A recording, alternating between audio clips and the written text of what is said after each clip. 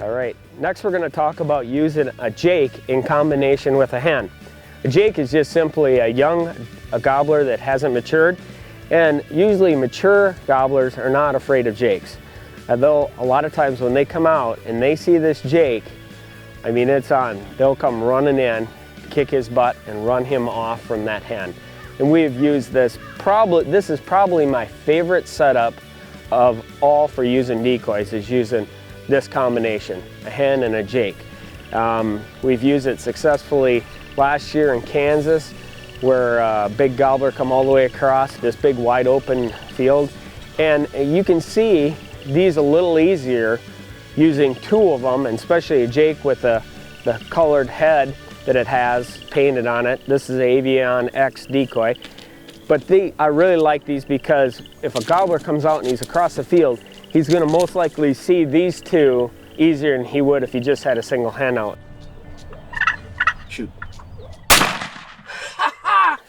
One other important factor that you got to consider is when you put out your decoys, no matter if it's just a single hen, a jake and a hen, a gobbler, whatever, you want to make sure you put it in the right spot, not off to one side or another, generally where you're set up.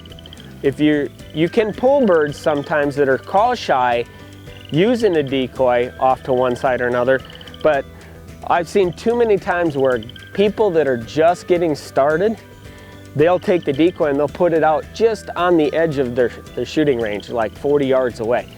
And simply a gobbler comes in and he'll hang up a lot of times, 10 yards. He'll just stay strutting 10 yards out further and puts them really on the edge or out of range. So make sure you pull them in at least, I like about 15, 20 yards away from me. If you get them too close, that turkey can get in too tight on you, and he might see you moving, whatever. So a little cushion isn't bad. I think at all times of the season, this is pretty effective. There's a little safety concern when you have a turkey with a bright blue and red white head. So if you're carrying this thing through the woods, make sure it's stowed away or you got orange around it. You just want to always practice the best safety out there. So give these two a try. I think they've worked for us many times over, and I'm sure they'll work for you.